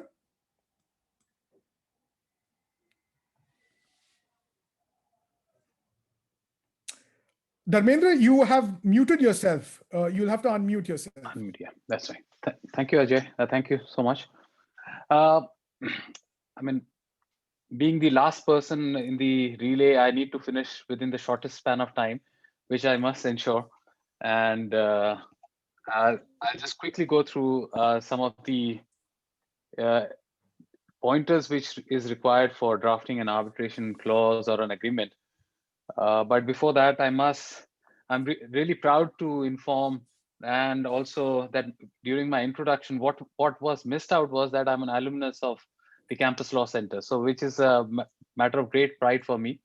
And I thought that should have been mentioned, but yes, nevertheless, it's good my to be apologies, Dharmendra. Somehow we discussed in the beginning, and I had taken it for granted. No, it's always good to be back after and speaking to people from Campus Law Center. It's a really a beautiful experience. Now, but just as I said, I need to point out in my discussion today the essential elements and the drafting of the arbitration clause. What is necessary? Now, the first and foremost is for drafting an arbitration agreement, there must be a present or a future difference in connection with some contemplated affair between the parties. That is the first requirement. Secondly, there must be an intention of the parties to settle such differences by a private tribunal, which is what the arbitration is, a private forum chosen by the parties. And third, the parties must agree that these differences should be settled through arbitration in writing. So there is no oral arbitration clause. And fourth, and the most important, is that whatever the parties agree to in the arbitration agreement must be must be a consensual agreement. The parties must be ad idem.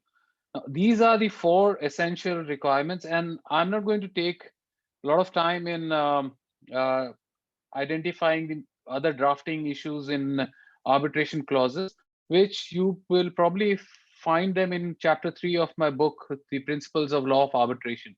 So you can just refer to that chapter, and it does mention the various clauses and provisions which needs to be put while drafting an arbitration clause. However, in that chapter itself, I have a checklist for drafting arbitration clause. And the checklist actually can be applied whether you are drafting a domestic arbitration clause or an international arbitration clause. So the first and the foremost, and I'll run through the checklist as to what needs to be seen once you have drafted the arbitration clause.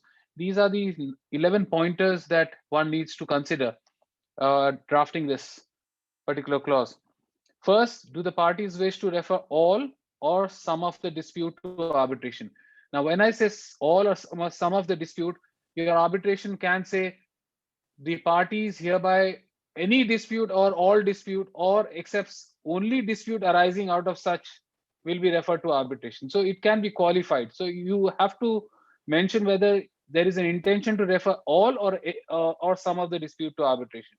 That is the first checklist point.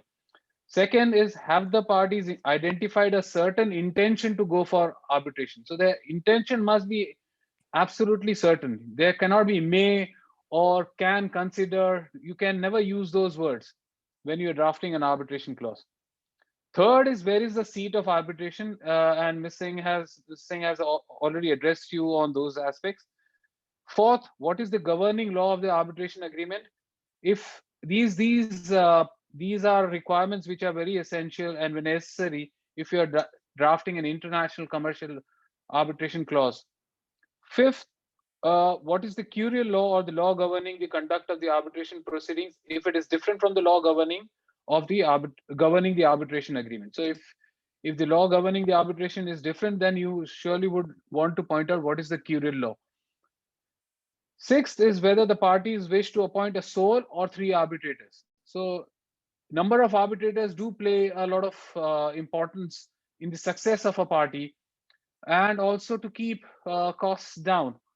So if you are referring a matter or dispute to institutional arbitration, that institutional rules will itself identify or give the parties the privilege of identifying a sole arbitrator or 3 arbitrators.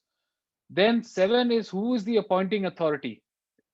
The appointing authority, the parties may say that the dispute shall be referred to sole arbitrator, but they may be silent as to who is going to appoint that sole arbitrator. If there is a silence of course, the governing law of the arbitration agreement will decide which is the authority, which is the court, or which is the party who's required to make the appointment. But in cases of where parties are agreeable, they can in fact name the arbitrator in the arbitration clause. Then, are there any qualifications required of the arbitrator? So if it's a construction arbitration, you may want an engineer to be appointed as an arbitrator.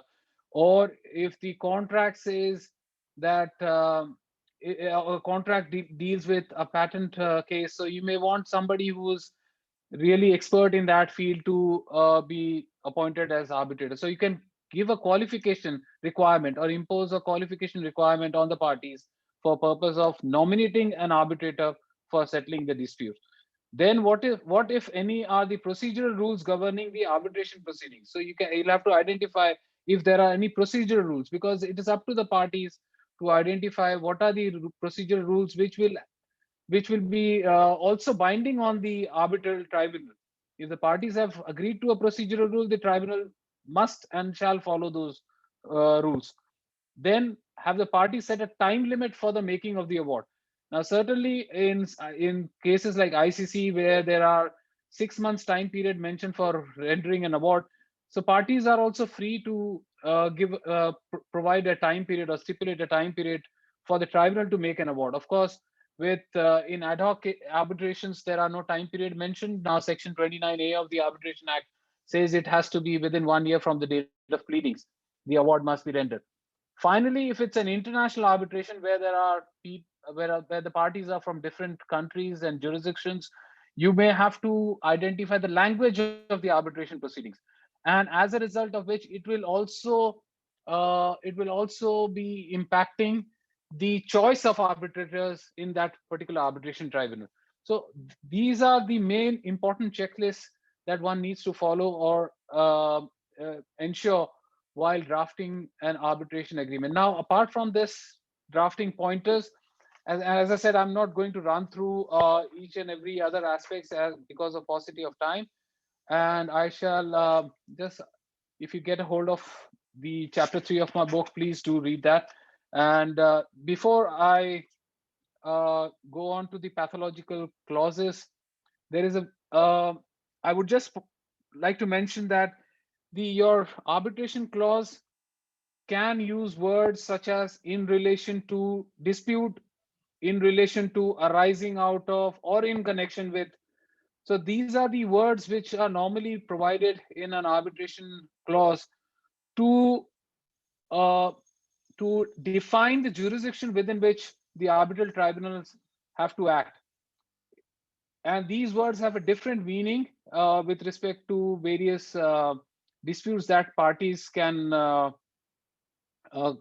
parties can encounter after having entered into a contract. So in relation to, arising out of, in connection with. So these are very wide terms, and specifically in relation to can be a very much wider term, where for example, if there is a frustration of the contract, even that itself can be a subject matter of arbitration if the words in relation to has been referred to in the arbitration clause. Now, coming to the pathological clauses which are basically clauses which do not make some sense, but because courts normally do encourage parties to enter into arbitration and exercise the arbitration forum, they try to make some sense out of this. And I'm just going to give some examples of it, and which I'm just going to share that right away. Yes, I think if you can see the clauses. Now, first clause the clause says parties undertake to have the dispute submitting to binding arbitration through the American Arbitration Association, which is called the AAA, or to any other US court. The arbitration shall be conducted based upon the rules and regulations of the International Chamber of Commerce. Now, this clause was rejected because there are two different institutions which have been named in the clause. One is the American Arbitration Association, which has its own rules, and the second is the ICC, which has its own rules. So this sort of a clause was not accepted as an arbitration clause, and which could not be given effect to. Second is in the event of any unresolved dispute, the matter will be referred to the International Chamber of Commerce, which is the ICC. This was rejected by the ICC because they obviously didn't want to have a residuary clause which parties are trying to give them jurisdiction on conducting an arbitration. So that's the second. The third clause says English law arbitration, if any, London, according ICC rules. Now this was accepted by the English courts, which normally English courts are very keen to accept jurisdiction in various situations. Then when drafting arbitration clause, the most common mistake parties make is naming the institutions incorrectly. For example, a commission of arbitration of French Chamber of Commerce, Paris. No such institution existed. The Arbitration Commission of the Chamber of Commerce and Industry of Paris, the official Chamber of Commerce in Paris, France. So none of these institutions existed. So that is what is very important, that even though you are in a rush in drafting, never use something or some institution or center or rules which you are not sure of, or which you have not double checked before putting that in the arbitration clause. Now, further, the following clause was rejected, which I mentioned on your screen. All disputes arising in connection with the present agreement shall be submitted in the first instance to arbitration. The arbitrator shall be well-known chamber of commerce like the ICC, designated by mutual agreement between both the parties. So this sort of a clause was rejected. Now, coming to some international judgments of foreign courts which have dealt with pathological clauses, and I'm just reading out. This is the case in, I can't honestly pronounce the first name, so just Oil Production Association, United World Trade Inc. The court upheld the clause which provided arbitration, if any, by ICC rules in London. The court rejected the argument that the words "if any" were inconsistent with an unconditional agreement to arbitrate. The court observed that the words "if any" were either surplusage which could be ignored, or an abbreviation if any dispute arises. The next decision is of Krupa of Benedetti, which said the parties will endeavor to first resolve the matter through Swiss arbitration. Should a resolution not be forthcoming, the courts of England shall have non-exclusive jurisdiction. So this, the court says, it's a multi-tier arbitration dispute resolution clause, but cannot have two binding tiers in the same arbitration clause. One, an arbitration, and the second is the court litigation. So as a result, this clause was rejected as an arbitration clause. The Singapore High Court in HKL and Rizk International Holdings upheld a clause which said settled by arbitration committee at Singapore under the rules of the International Chamber of Commerce. The court interpreted this provision, this particular clause, and said, despite there being a non-existing institution, it was open to the parties to approach any arbitral institution in Singapore applying the ICC rules. So in a way, this court wanted to give effect to the intention of the parties and promote, of course, as a center of arbitration, Singapore does look forward to promoting arbitration to the maximum it can. Now, the Indian cases which have dealt with pathological clauses, and which somebody from lawyers from India may, I'm sure, would have drafted some of these clauses, which you must avoid when you are drafting, is the judgment in Precall Limited versus Johnson Control Enterprises Limited. The arbitration clause said the rules of arbitration of the Singapore Chamber of Commerce was referred as in the arbitration clause. The court, however, interpreted it and understood it as if it was the Singapore Chamber of Commerce, the SIC, to which the arbitration was eventually referred. Then the judgment of Enercon and Enercon GmbH, the Supreme Court again upheld the clause which provided 3 arbitrators, of who 1 will be appointed by each of the licensor and the licensee, and the arbitrator appointed by the licensor shall also act as the presiding arbitrator. So basically there were 2 arbitrators. The third was not, how the third should be appointed was not mentioned. Notwithstanding that, the court said the omission is so obvious that the court can legitimately supply the missing line. So in order to upheld that, the court said both the appointed arbitrators will appoint a third arbitrator. Finally, the Jagdish Chandra versus Ramesh Chandra case, the Supreme Court was referring to a clause which read, the dispute shall be referred for arbitration if the parties so determine. Now, here the court rejected this as an binding arbitration agreement, saying that there was no consensus ad idem to refer the disputes to arbitration.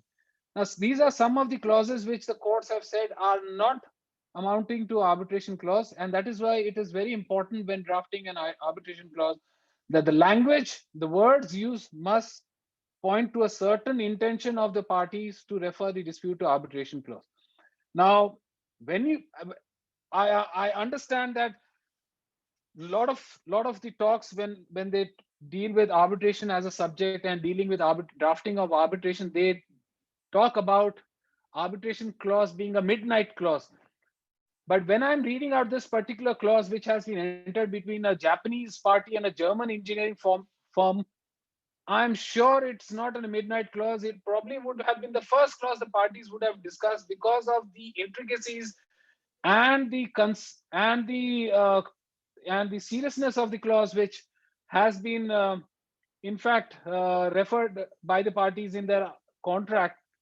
And the parties surely would have applied themselves, and like most Japanese do, when they're discussing or negotiating contracts, they take very meticulous notes. They try to cover each and every aspects of a dispute.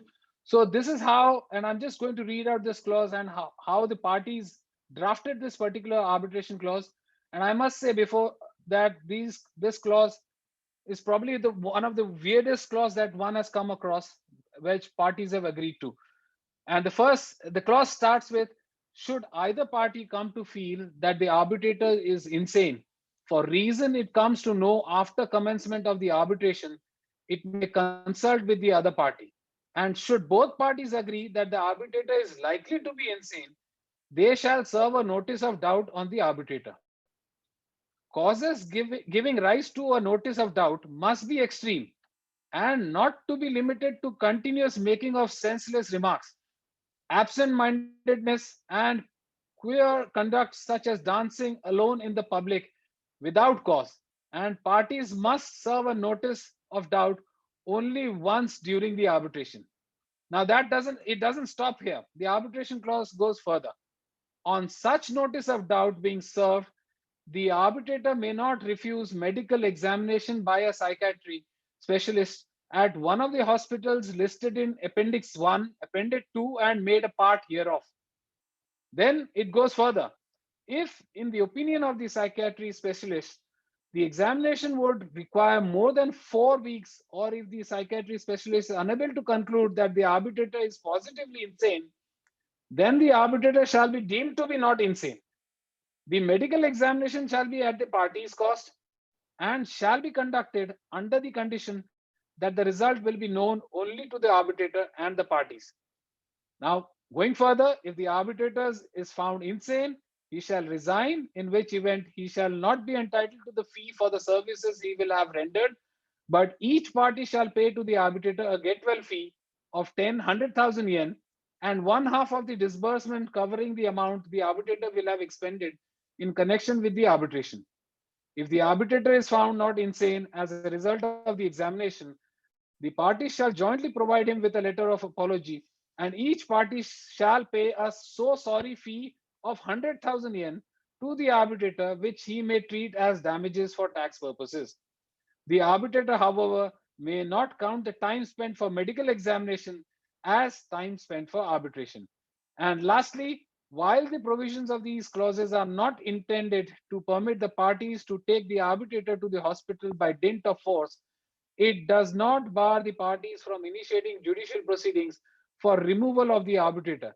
Such proceedings may be resolved to only where the arbitrator refuses to subject himself to medical examination, or where the parties are not satisfied with the findings of psychiatrists and the arbitrator is not insane.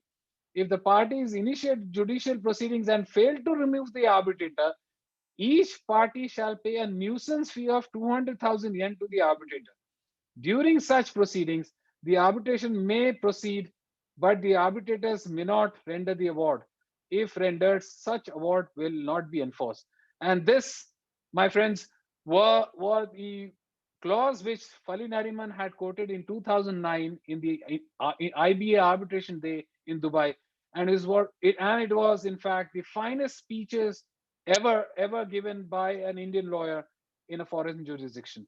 With that, thank you so much of listening to me, and hope you have enjoyed this workshop. So thank you, Dharmendra, for giving us a great insight into general drafting pointers, and more importantly, those insights into badly drafted pathological arbitration clauses. And I think the icing on the cake was the last clause from a gentleman who is known as a grand old man of arbitration in India, whose wit and erudition, especially with respect to arbitration, is known, beyond the shores of India. So on that note, ladies and gentlemen, I'd like to thank my fellow panelists, Dharmendra and Ruby, for their great insights into the topic. I hand over the session to Rohit. Rohit, over to you. Thank you, Ajay. Thank you to all the panelists, Dharmendra, Ruby. It was indeed a wonderful session. We have few questions which I have gathered from our Facebook Live page. I'm quickly, because we are running already, we are half an hour ahead. We are running short of time. So the first question which has been put is, does seat has any significance in a domestic arbitration? So this question has been put by Abhishek, a final year student. What is the relevance of seat in a domestic arbitration? Any of you can answer. And do you want me to answer that? Yes, Dharmendra. Yeah, so seat of arbitration is very important even in domestic scenario. For example, you can actually have even though parties are from Mumbai and they have some sort of office in Delhi, and or maybe perhaps Calcutta, if these parties are from Calcutta and there are some sort of a transaction which parties have entered into in Delhi, and parties have a choice of choosing Calcutta or Delhi. In most situations, we would suggest that the party should accept Delhi. Why? Because Delhi is more arbitration friendly, one. Secondly, any dispute of over 2 crores is going to the Delhi High Court straight away with respect to a challenge to the arbitral award, the court's functioning. So all those factors are very important to choosing seat of arbitration, even when you are looking at a domestic arbitration. So if I may add to what Dharmendra had to say, Rohit, with your permission. Yes, sure. So I'd like to add and draw the attention of the audience to this case called Indus Mobile Distribution versus DataWind Innovations of 2017. And this is the first case in which the Supreme Court has talked about the importance of seat of arbitration in domestic arbitrations. And in this case, a decision written by Justice Rohinton Nariman very clearly says that once a seat of arbitration is designated, even in a domestic arbitration, it is akin to an exclusive jurisdiction clause. And then it goes on to say, it goes on to say, I have that quotation right here in front of me. It says that the fact that the seat is at Mumbai would vest the Mumbai courts with exclusive jurisdiction for the purposes of regulating arbitral proceedings arising out of the agreement between the parties. And reference to seat is a concept by which a neutral venue can be chosen by parties to an arbitration clause. The neutral venue may not in the classical sense have jurisdiction. That is, no part of the cause of action may have arisen at a neutral venue. And neither would any of the provisions of section 16 to 21 of the CPC be attractive. So here is a decision where the Supreme Court is very clearly saying that seat of arbitration has the same effect and is akin to an exclusive jurisdiction clause in litigation. And this two-judge decision of the Supreme Court was once again reaffirmed by the three-judge bench in BGS Soma versus NHPC. Thank you, Ajay and Dharmendra. One more question I would put forth, that is, can the arbitration clause, which is part of an agreement, be different from the substantive law of the contract? So what I gather from the question that if the arbitration clause, which is part of the agreement of the contract, so to speak, so the clause be based on some other law, the arbitration clause, so to speak, whether it could be of a different law than the substantive law of the contract. Yes, parties certainly can stipulate that provision, and that is why it's called the law of the arbitration agreement. And the proper law of the contract is the entire contract, as Ruby had pointed out, and the law of the arbitration agreement can be separate. But it actually leads to a lot of complications if one was to give separate laws for each of these two, because and if you want to read the judgment of the English courts in Union of India versus McDonald, so you must read that, because that was a case also referred to in the Balco judgment when we were arguing this matter before the Constitution bench. So it does, you can do it, but it leads to a lot more complications. I think we have to stop here. So as such, so Rohit, if I may just add one last pointer. Sure, Ajay. Taking on what Dharmendra said, yes. I think one golden rule that you need to keep in mind when drafting arbitration clauses is what I call the KISS principle, KISS. Keep it short and simple. That's all you need to do. Don't run your imagination wild by trying different permutations and combinations. As Dharmendra rightly pointed out, you can have different laws for everything, especially in international commercial arbitration, but try to keep it simple and don't complicate it. And to quote Professor Martin Hunter, he says that international arbitration is complicated enough without such flights of fancy. So don't take off on these flights of fancy, although the law strictly will permit you to do that. Just my 2 cents. Yes, thank you, Ajay. So with this, I think we have come to the conclusion of this very wonderful workshop. Though there might be some questions coming in, but maybe we have to stop here. We are already quite late now. So let me extend the vote of thanks just a few more minutes. I request, before I extend the vote of thanks, may I request all those who are with us so far, if they can switch on their camera, we can have a group photograph before I extend the vote of thanks. You all the participants who are with us so far, they can switch on their camera just for a minute so that there could be a group photograph.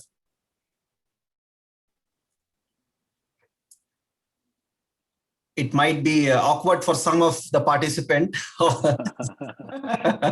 I can understand, but if you can. So Ajay, can you do that? I'm not able to do that. If you, I think slowly people are yes taking the plunge. Yes Being brave to switch it on. So let me do a print screen, I think. Yes. Okay, yeah. One by one, I think I see people wanting to show themselves. Excellent. Okay, let me quickly do it.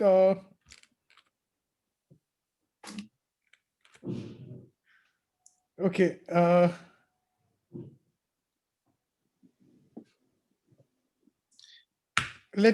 Give me some more time. Let me get more people on board. So maybe in the meantime, let me extend the vote of thanks. By that time, all of you, please switch on your camera. Yes.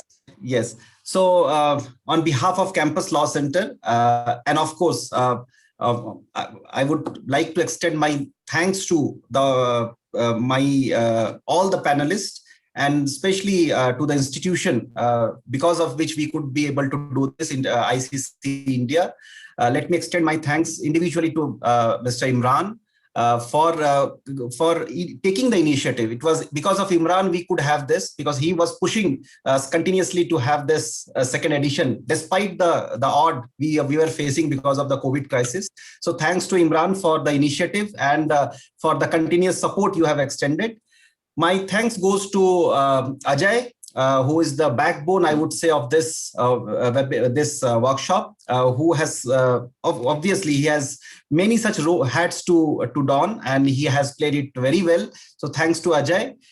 Thanks to Dharmendra, and my apologies to two of my alumni, though we discussed it in the beginning, to Dharmendra as well as to Ruby, that I did not mention that as they are my alumni only, part of Campus Law Center, they have been. So thanks, even on a working day, all of you have joined. It is indeed a matter of great honor for us that you have spared your time.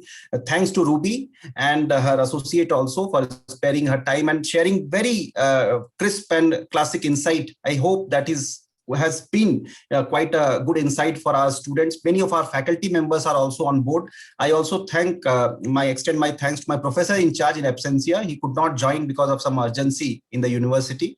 My thanks to my faculty colleagues who have joined and have been enriched with this workshop. To all the participants, my friends and well-wishers, I hope that it has been a good learning experience.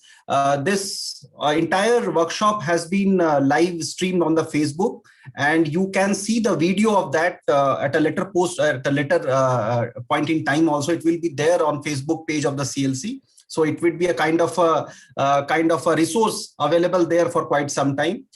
And I think those who have to switch on their camera have already done, Ajay. So let's let's do that for the sake of record.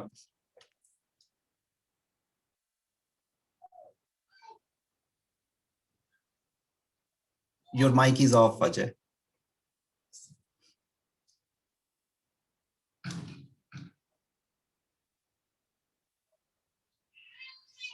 It's done, Ajay? Your mic is off. Ajay is, yes. Yeah, just give me a minute. So let's Okay. let's do this last one. So, ladies and gentlemen, say cheese.